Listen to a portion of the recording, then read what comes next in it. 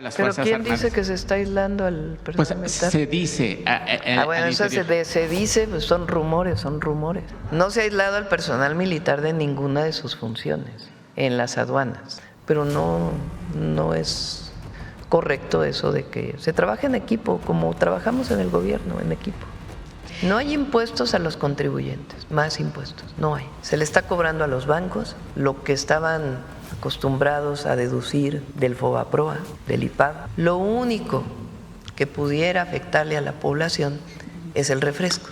Pues ya, la ley ya fue aprobada, Estado de Derecho se ha utilizado mucho en México. Y a veces la usa quien no paga impuestos o que no paga los impuestos que le corresponderían.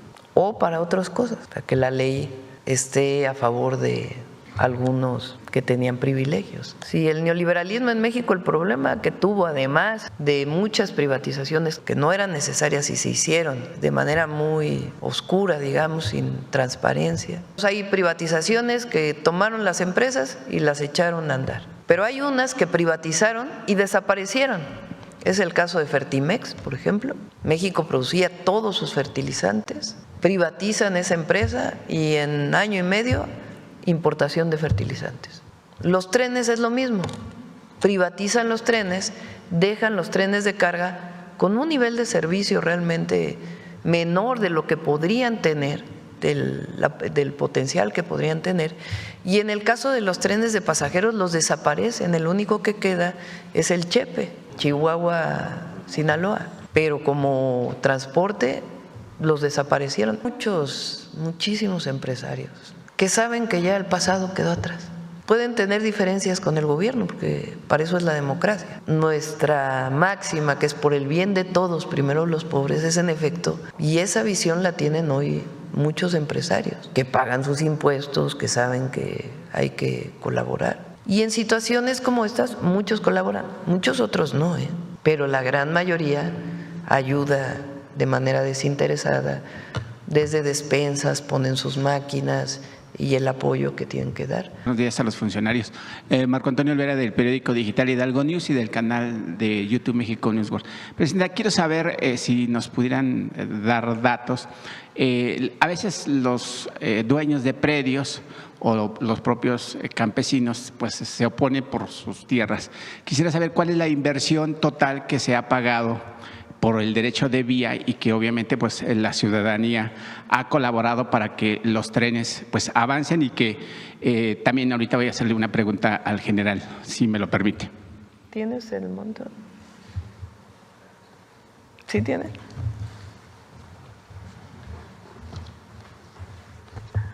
Hasta el día de hoy se han pagado 5,000 millones de pesos, tanto a pequeños propietarios como a ejidatarios, pero este dato se mueve incluso en el mismo día en función de los resultados y los acuerdos. Ok, y obviamente los dueños de los predios, como lo dijeron hace rato, reciben de manera directa para que no haya la pérdida de su dinero y ese tipo de cosas, ¿no? Sí, así es. Sí, así es. Por un tema de seguridad de las personas, no detallo el mecanismo, pero se hace eso una vez que se llega al acuerdo del precio, se establece ese mecanismo y ellos directamente van a cobrar. Ok, muchas gracias. Presidenta, y si me permite… Como lo explicó Edna, para evitar especulaciones o alguna subjetividad de quien realiza el trabajo de consenso con las comunidades, necesariamente participa Indavi. Ellos hacen avalúos de cuánto vale el metro cuadrado y no se puede pagar más de lo que establece el Indavi. Sí. Sí, presidenta, si me permite una pregunta para el general Vallejo. Estamos haciendo un estudio en Hidalgo News sobre que va a reducir la inseguridad con respecto a la construcción de los trenes, porque obviamente pues ya no van a estar en los autobuses o en los microbuses y eso reducirá, según esto, hasta en un 20% la inseguridad de los ciudadanos que estén utilizando los trenes. No sé si ustedes están viendo esa reducción también de inseguridad por la construcción de los trenes, además de la ventaja que tendrá el país al pues construir estos trenes, que traería una explosión económica importante, además de ahorita de la construcción con empleos directos e indirectos. ¿Quieren comentar? Es decir, el tren es mucho más seguro, Claro. en muchos sentidos. Uno, en términos de accidentes viales, la México-Querétaro tiene muchos accidentes por la cantidad de transporte de carga que se mueve al mismo tiempo que el transporte de pasajeros y además la saturación. Entonces, esta medida tiene el objetivo de que la mayor parte de las personas que hoy usan su automóvil, o sea, incentivar a las personas, darles la oportunidad para que en vez de utilizar su automóvil, pues se suban al tren y lleguen a la Ciudad de México, sea en el recorrido largo o en los recorridos cortos. En el México-Querétaro pues es evidente. Eso ya representa una seguridad en términos de evitar accidentes y seguridad pues para las familias, para la persona que lo hace. Y en términos de seguridad pública, pues también los trenes son muy seguros. Ahora, recuerda que nosotros tenemos un operativo que se llama Cero Robos en la México-Querétaro, que ha reducido de manera muy significativa los robos en esta carretera, igual que en la México-Puebla, igual que en la Mazatlán-Culiacán, que fueron las 3 primeras carreteras donde decidimos intervenir. Ahora también lo vamos a hacer en el Arco Norte. Entonces, obviamente no queremos que haya ningún asalto en la carretera, pero evidentemente el tren pues te da todas las condiciones de seguridad. Sí, Presidenta, rápido unas par de preguntas. Se ha manejado en diferentes medios de comunicación la forma en que operan las aduanas a cargo de personajes como Alex Tonatiuh Hernández, director general de investigación aduanera. Y este personaje pues ya trabajó en el ANAM en su primer periodo con Mario Marín Mollinero, posteriormente trabajó con Horacio Duarte y perteneció al equipo de Juan Carlos Madero Larios y César Alejandro Reina Carrillo, funcionarios vinculados a la red de huachicol fiscal, supuestamente. Existe todo un entramado de pagos en áreas estratégicas y pagos de sobornos a funcionarios de distintos niveles para este tipo de cruce de puntos aduanales sin restricción alguna. Ante la opinión pública se informa que los movimientos que están ocurriendo en las aduanas del país es una estrategia, como usted lo ha dicho, para aumentar la recaudación que le ha dejado muy buenos dividendos al país. Y también se requiere, se dice, aislar al personal militar actualmente encargado de los recintos fiscales. Esto solo perjudica obviamente a los militares y genera un desprestigio hacia las Fuerzas Armadas. ¿Pero quién dice que se está aislando al personal militar? Se dice. Bueno, eso se dice, pues son rumores, son rumores. No se ha aislado al personal militar de ninguna de sus funciones en las aduanas, tanto de vigilancia que tienen como las aduanas terrestres están a cargo o de un militar retirado o de un militar en funciones. Y en el caso de las aduanas marítimas es la Secretaría de Marina. Ahora el director de aduanas pues es un civil, pero las responsabilidades están ahí, entonces no se ha aislado a ningún…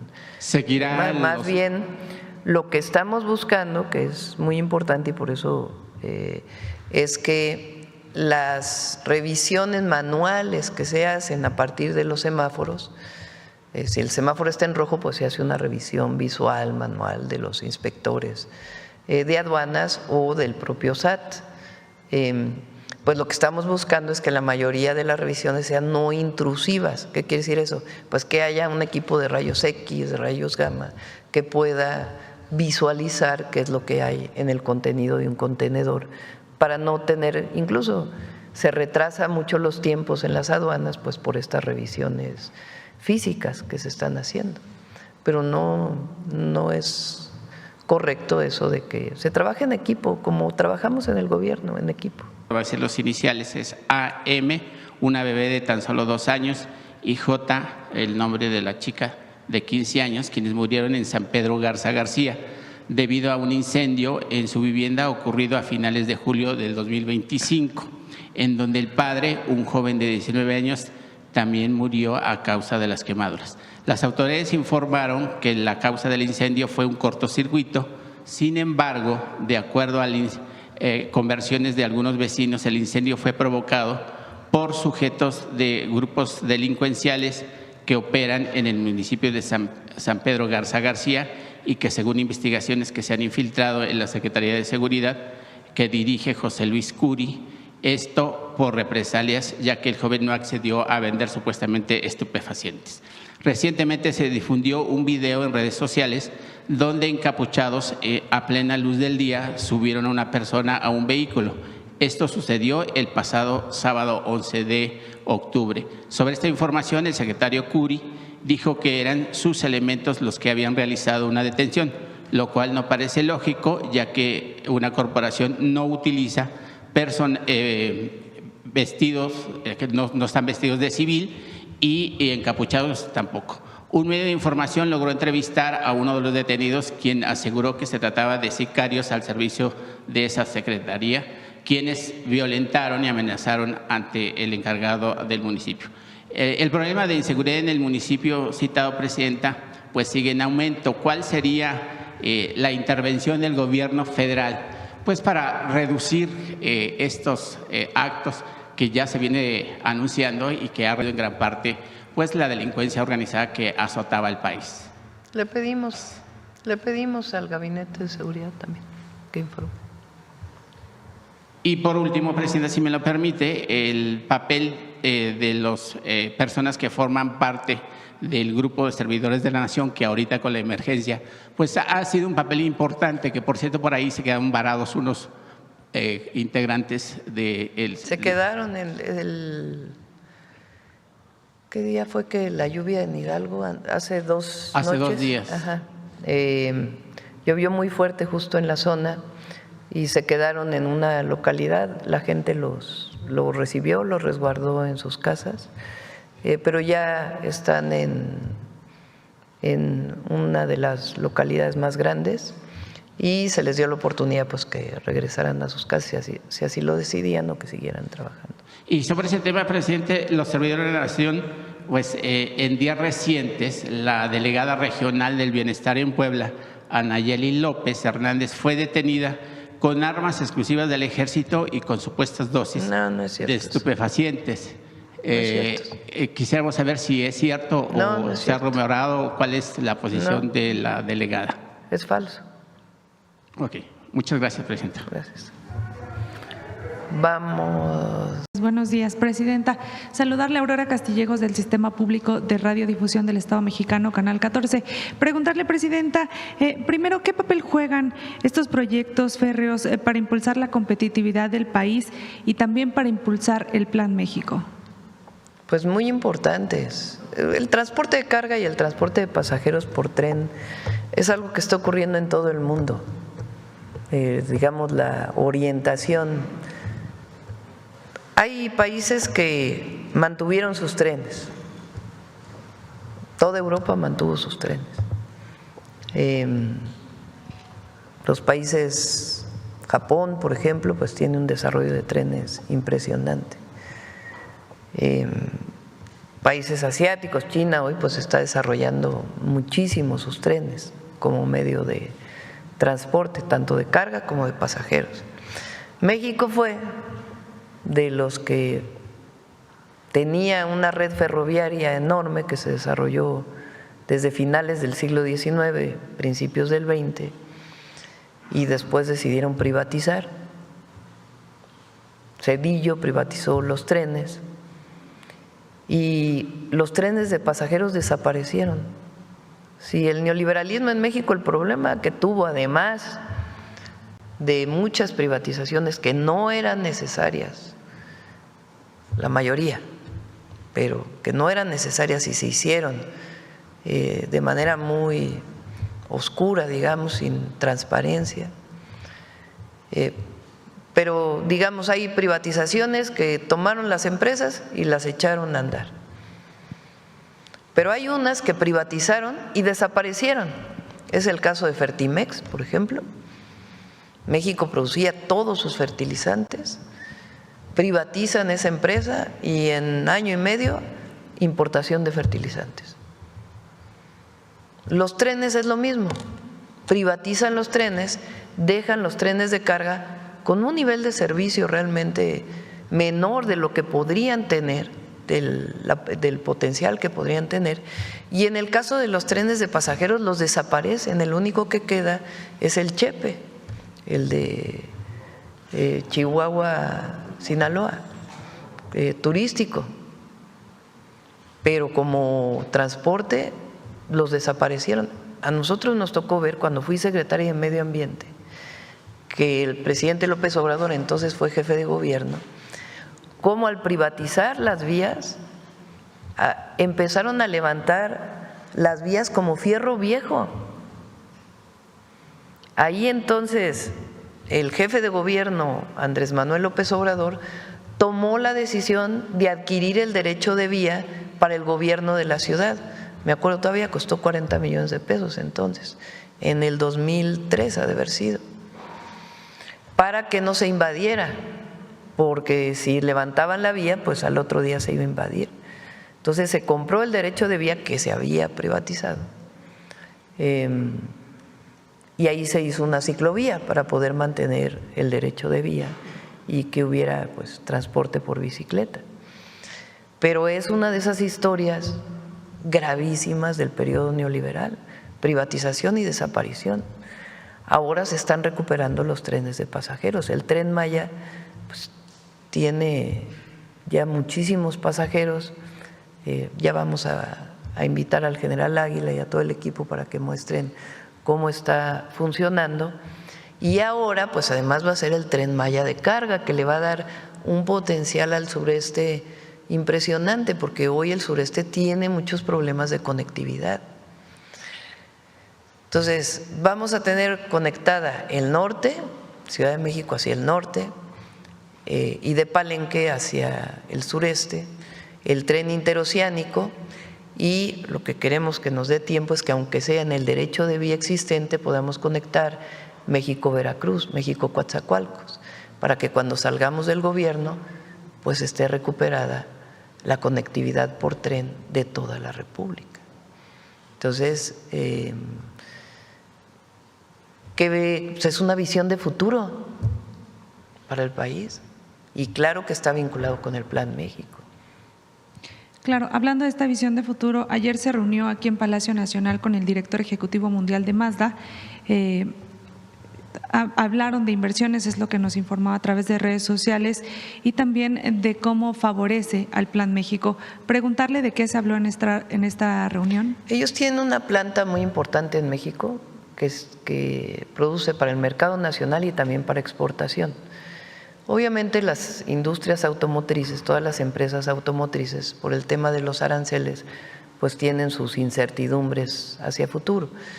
Él planteó que la planta en México va a continuar, lo cual nos da muchísimo gusto, y quería ver nuestra visión de cómo se iba hacia adelante con el tema del tratado comercial y qué es lo que estábamos pensando, por ejemplo, en la regulación ambiental para los vehículos, qué tanto pensamos que se puede incorporar los vehículos eléctricos en nuestro país. Nosotros lo hemos dicho muchas veces, incluso desde hace mucho tiempo, yo pienso que México tiene un potencial de vehículos eléctricos, pero es muy importante la transición hacia el vehículo híbrido, el de combustión interna con electricidad, que no necesariamente tienes que estar conectado a la red. Ellos coincidieron en esta idea, entonces fue una conversación muy buena y pues sobre todo el compromiso de ellos de quedarse en México y seguir trabajando en México y cómo ven a México con un potencial enorme.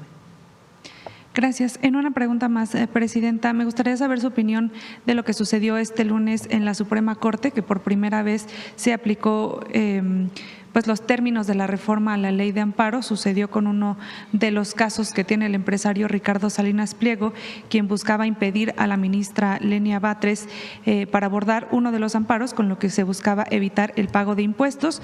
Sin embargo, pues como sabemos, la reforma establece que las ministras y ministros no pueden ser apartados de un juicio por recusaciones o trámites que no inciden en el fondo del caso. Preguntarle su opinión sobre este tema, mandataria. Pues ya, la ley ya fue aprobada y la palabra, o bueno, las palabras Estado de Derecho se ha utilizado mucho en México y a veces la usa quien no paga impuestos o que no paga los impuestos que le corresponderían, o para otras cosas, para que la ley esté a favor de algunos que tenían privilegios. Y todo el objetivo de la reforma al Poder Judicial pues es el principio de Juárez: nada ni nadie por encima de la ley. Y nosotros somos juaristas. Y México es juarista. Así. De vialidades que pudiera impactar o favorecer o mejorar la zona, porque hoy en día solo prácticamente hay dos accesos hacia esta zona: por Los Arcos, subiendo por Los Arcos, que es una vía de doble carril, pero es muy angosta, y por la autopista 57. No sé, sería una primera cuestionamiento sobre varios que traigo sobre Querétaro. Andrés.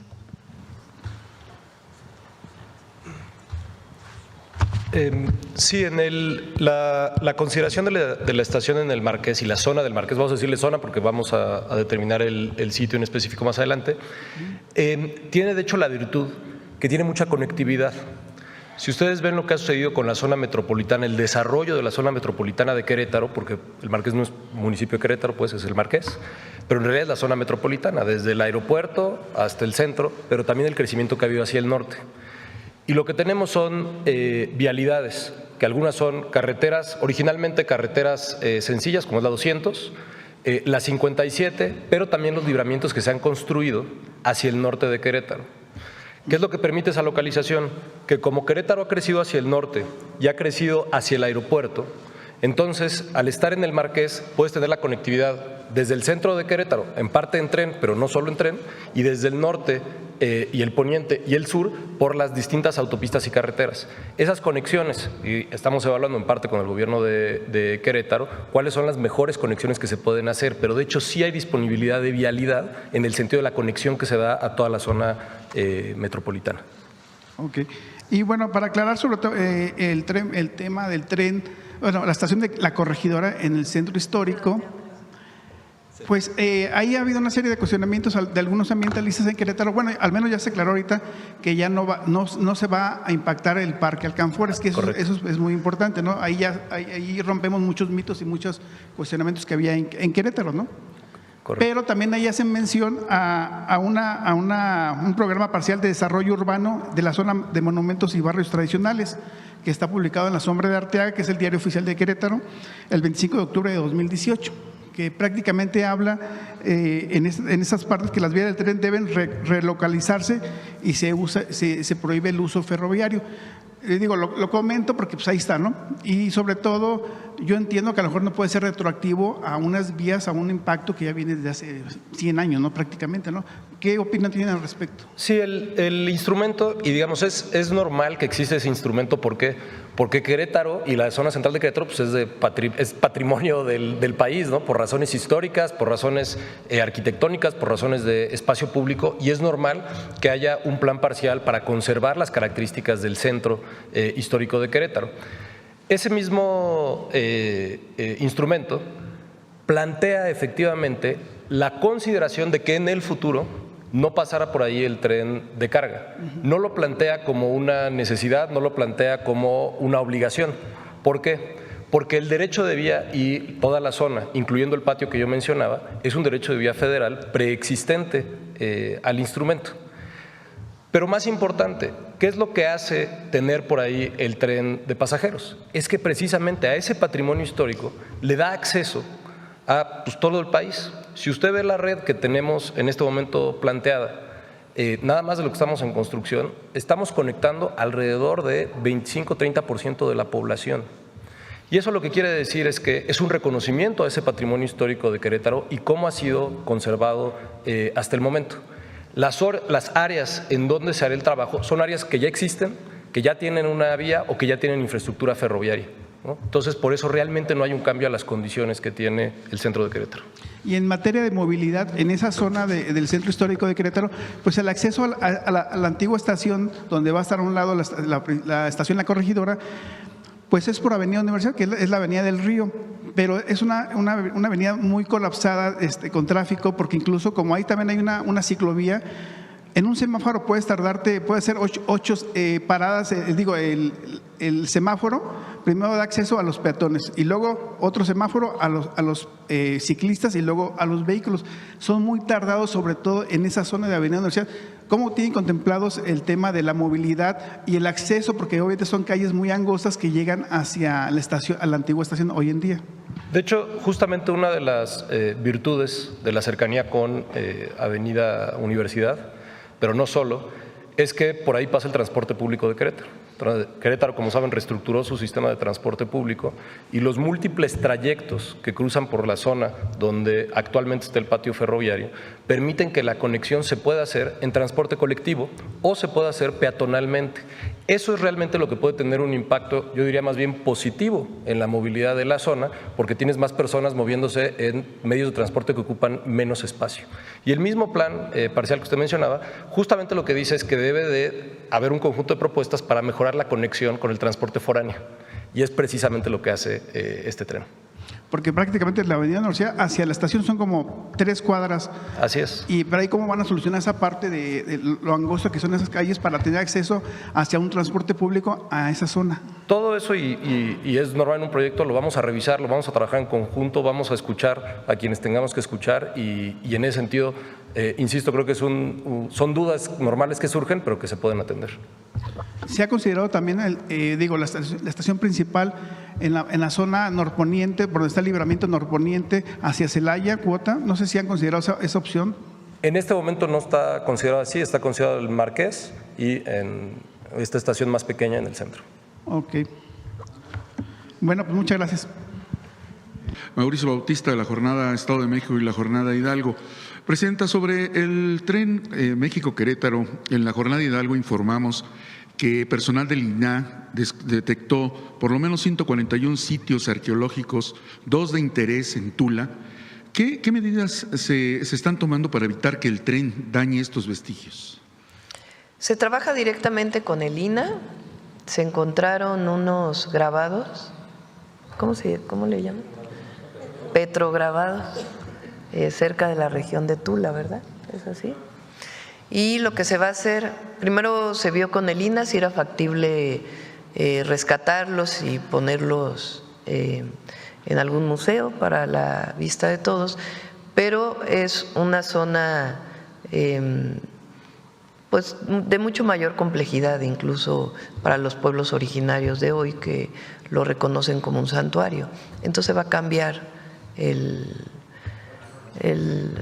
la vía, pues se va a cambiar la ruta, muy poquito, en realidad no representa grandes costos. Entonces el INAH está en la mesa de trabajo y ahí se va tomando la decisión a partir de la revisión que se hace y obviamente pues tenemos mucha experiencia de lo que se hizo con el Tren Maya, cómo se trabajó con el Tren Maya y eso pues permite que hoy podamos avanzar más rápidamente. Gracias, Presidenta.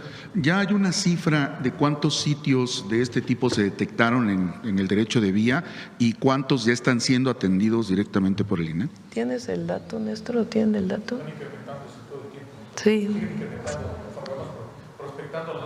Coméntelo.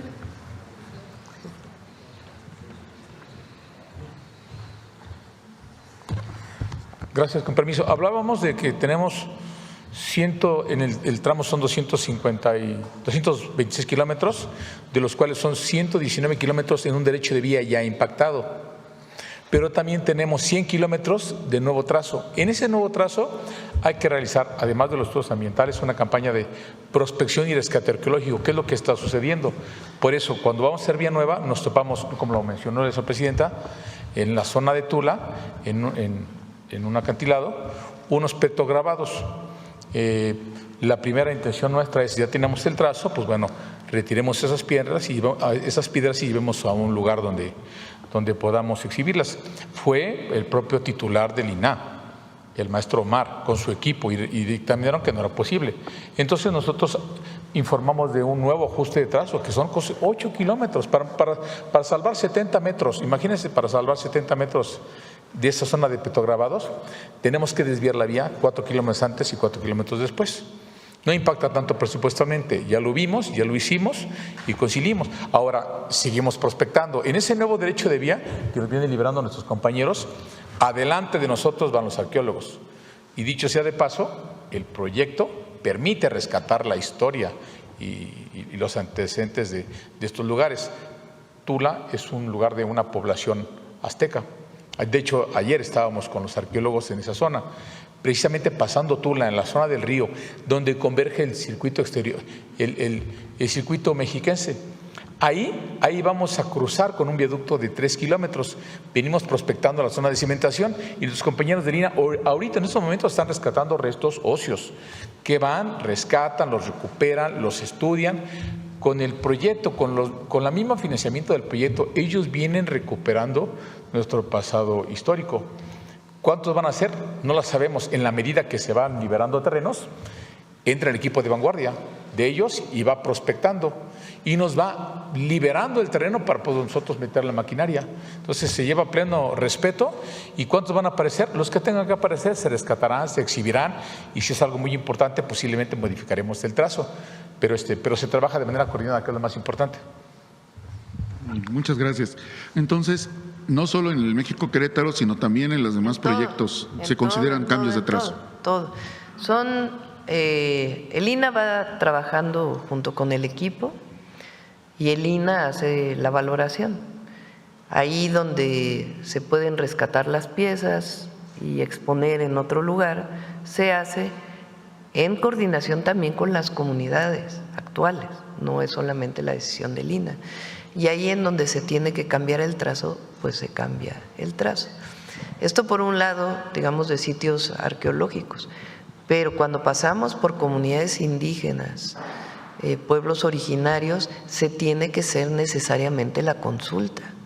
Ahí entra el Instituto Nacional de Pueblos Indígenas, se hace la consulta indígena y ahí muchas veces se piden muchas cosas para poder hacer de este proyecto no solo un proyecto de movilidad, quien se mueve de la Ciudad de México a Querétaro, sino un proyecto que corresponde a nuestra visión, que es un proyecto de justicia social y que todas las comunidades que viven alrededor del tren pues puedan ser beneficiadas, que no les afecte, sino al revés, que tengan beneficios.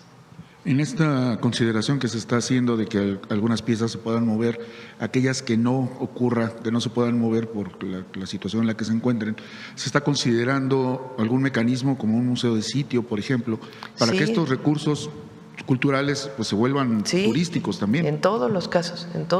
La idea no solamente, repito, es el tren per se, sino la justicia social y la recuperación de nuestra memoria histórica que pueda ser expuesta para beneficio de todas y todos.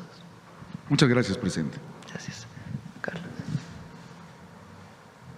Buenos días a todos. Carlos Navarro, Heraldo Media Group. Presidenta, tras el manejo de la emergencia por las lluvias extraordinarias, donde en una encuesta el Heraldo le da el 65% de la aprobación, ¿usted cómo se siente con este manejo? ¿Considera que puede haber ajustes? Esto es una elección de toquemos madera para temas venideros. ¿Cómo se siente usted en este caso? Lo primero es que hay que ponerse al frente, digamos. No puede uno, frente a una situación de emergencia como esta, decir, bueno, pues allá atiéndanlo y a ver qué resulta. Hay que, sobre todo la labor de coordinación, así como en el tren la labor de coordinación es fundamental, o en las obras públicas, en el caso de atención a una emergencia, la coordinación lo es todo.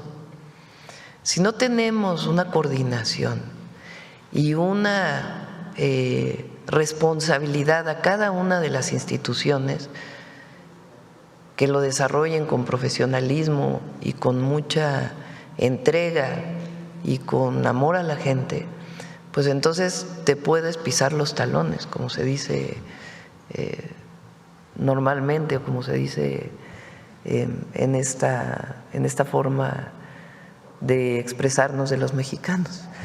¿Qué quiere decir eso? A ver, si hay que abrir un camino y llega SICT y llega la Secretaría de Obras del Estado y llega el municipio, pues no nos vamos a poner de acuerdo. Entonces, si tenemos tantos caminos cerrados, pues lo primero hay que decir, a ver, a ti Estado te toca esto, a ti SICT te toca esto, a ti te toca esto, Defensa le toca los puentes aéreos de Hidalgo, Marina le toca los puentes aéreos de Veracruz. Es decir, hay que delegar, pero al mismo tiempo bajo una coordinación permanente. Todavía hay muchos caminos que hay que atender. Entonces, todas las noches nos estamos reuniendo para ver qué avance hay, cómo avanzamos, si hay algún problema de falta de máquinas, etcétera. Entonces, es muy importante ponerse al frente de la coordinación con los estados, con los municipios y de nuestro propio equipo, y delegar o dar responsabilidades por zona, más que delegar, dar responsabilidades por zona. Les recuerdo, por ejemplo, en Veracruz, el equipo de Conagua está atendiendo la limpieza de Poza Rica. Mandamos primero a María Luisa Albores a la zona de Álamo, al municipio de Álamo, para encargarse de la coordinación de la limpieza. Todo esto en coordinación con el gobierno del estado. María Luisa ya regresó y ahora se fue Estela Damián para poderle dar continuidad junto con Beatriz Olivares. Sebastián está en El Higo, José Luis Rodríguez está en Tempoal, pero así en distintos lugares. Jesús está encargado de abrir los caminos de una región de Hidalgo y la Secretaría de Obras de Hidalgo está encargada de otra región. Entonces, muy importante la coordinación, lo es todo. Si no hay coordinación, difícilmente puedes saber cuáles son los avances cotidianos. Por otro lado, la entrega del trabajo, lo decía yo, Defensa, Marina, CFE y todos los que están trabajando en campo, los gobiernos de los estados, todos de primera, los 5 gobernadores de primera, o 4 gobernadores y la gobernadora de Veracruz, al frente de los trabajos, siguen desarrollándolo. Entonces hay que ponerse al frente de la coordinación para que las cosas puedan salir. Y lo segundo que es muy importante, pues es también el vínculo con la gente, el saber qué está viviendo la gente y lo que hacen los servidores de la nación, y lo más pronto posible comenzar con los apoyos. Entonces, hay ya experiencia que existía en el Otis, nosotros enfrentamos el Yon, ahí ya vivimos una experiencia distinta, y ahora de lo que estamos haciendo, pues vamos a tener también muchas enseñanzas que se tienen que reflejar en los protocolos de protección civil y en los 4 ejes que yo planteé. 1 es la atención de emergencias, 2 es el apoyo a la población, 3 la fase de reconstrucción, porque después de esto viene la fase de reconstrucción de caminos, de viviendas, de clínicas, de escuelas, y queremos reconstruir mejor que como estaba. No es solamente recuperar lo que había, sino dejarlo mejor. Tenemos que hacer plantas de tratamiento para los ríos, desasolve de los ríos para que recuperen su capacidad de almacenamiento. Y después, pues la revisión de todo el sistema de alertamiento meteorológico y de investigación científica que se hace alrededor de ello. Entonces, estamos trabajando ya en los 4 ejes. Presidenta, el entonces presidente Andrés Manuel López Obrador, en el inicio de su administración hablaba de separar el poder político, el poder económico del poder político. Señalaban algunos analistas, algunos opinólogos que eso iba a generar problemas, pero a su vez vemos este respaldo que da la iniciativa privada en este tipo de emergencias. ¿Qué conclusión sacar de estos hechos, presidente? Hay muchísimos empresarios que saben que ya el pasado quedó atrás y que pueden tener diferencias con el gobierno, porque para eso es la democracia y por eso vivimos en un país democrático. No queremos que todos piensen igual, sería ridículo. Eso sí es un régimen autoritario, obligar a todos a que piensen de la misma manera. No, aquí hay debate político y hay participación y se puede disentir, pero nuestra máxima, que es por el bien de todos, primero los pobres, es en efecto por el bien de todos. Y esa visión la tienen hoy muchos empresarios que pagan sus impuestos, que saben que hay que colaborar. Y en situaciones como estas muchos colaboran, muchos otros no, también. Pero la gran mayoría ayuda de manera desinteresada, desde despensas, ponen sus máquinas y el apoyo que tienen que dar. Ahora, la capacidad del Estado es insustituible, insustituible. Si Defensa no tuviera la cantidad de helicópteros que tiene, no podríamos hacer puentes aéreos. Si el general Vallejo no hubiera adquirido toda la maquinaria que tiene para el Tren Maya que se hizo, para la repavimentación, que hoy están colaborando en la apertura de caminos, pues no tendríamos esa capacidad. Si SICT no hubiera comprado muchos equipos que compró durante este año, pues no tendríamos la capacidad que tenemos. Ahora incluso estamos revisando qué otros equipos tenemos que adquirir, por ejemplo, para el desasolve de ríos, porque está bien que haya contratación del gobierno a privados, pero no podemos depender completamente de eso. Imagínense si CFE no tuviera 100 plantas de emergencia, 200, no sé cuántas tiene en este momento. Hay 60 plantas de emergencia que utilizó para llevar a comunidades aisladas para que pudieran tener electricidad. Imagínense si no tuviera esa capacidad, imagínense si CFE no tuviera postes almacenados para poder recuperarlos de manera inmediata y en un momento dijéramos, bueno, ¿y ahora cómo conseguimos los postes? No, pues a ver dónde los conseguimos y hay que comprarlos. Hay una reserva estratégica de despensas que tiene Defensa, que tiene Marina para atender de manera inmediata. Entonces, la capacidad de atención en las emergencias del Estado no se puede sustituir, incluso hay que fortalecerla. Y de ahí todo lo demás, lo que pueda aportar la iniciativa privada y las propias comunidades. Y justo en ese contexto que nos había comentado, ¿cómo va el apoyo de los particulares que nos había dicho? Sí, no sé si ya lo subieron a la… A ver, ponlo.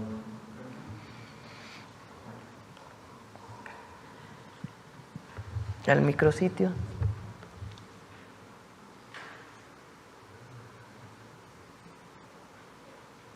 Ahí están, por ejemplo, los grupos empresariales, Fundación Carlos Slim, que fue lo que donó, el Consejo de Asociaciones de Empresarios del Centro Histórico de la Ciudad de México, que donaron, La Huerta, Grupo Rica, Fundación Televisa, BBVA Bancomer, Grupo Centurión, Chedraui, y estamos actualizando porque sigue habiendo donación. Entonces, empresa por empresa se muestra lo que ha venido donando.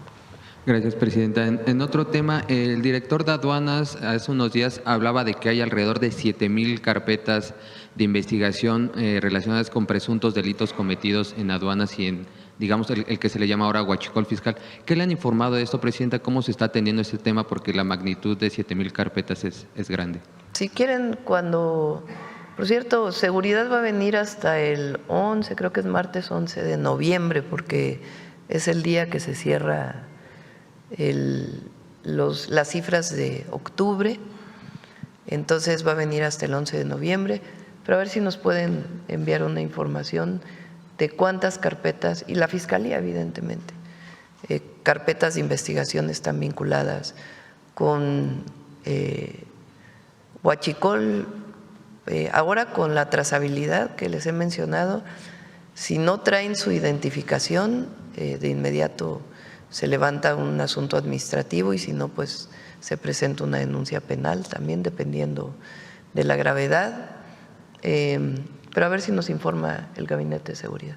¿Se abordó esta cifra en la reunión que tienen normalmente los lunes para atender el tema de aduanas, Presidenta? ¿O se ha abordado en las anteriores reuniones?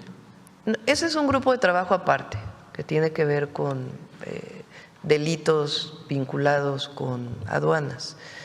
Las reuniones que tenemos con aduanas, que ahora pues por la emergencia no la tuvimos, la vamos a recuperar. En realidad hacemos un análisis aduana por aduana, cuánto ingresó el mes pasado, cuánto comparado con los meses anteriores, cuántos pedimentos hubo, si son más o menos pedimentos, el valor de cada uno de los pedimentos, y así vamos analizando la recaudación aduana por aduana. Al ver el endurecimiento en la revisión que ha hecho el gobierno, ¿ha habido agentes aduanales que se han acercado para tener todo en orden? ¿Qué les han comentado desde ese sector, Presidente? Ha habido varias reuniones con los agentes aduanales. De hecho, hubo algunas modificaciones a la primera propuesta de ley que se envió al Congreso a petición de los propios agentes aduanales y al final estuvieron de acuerdo en la redacción. Por último, preguntarle si en el Gabinete de Seguridad en esos días se abordó la posible detención de Shi Dongshang, quien es el que era señalado por ser traficante de fentanilo, que fue detenido en México y se fugó. Presuntamente fue detenido en Cuba. ¿Se le ha informado sobre esta detención, Presidenta? Sí, que informe el secretario de Seguridad también.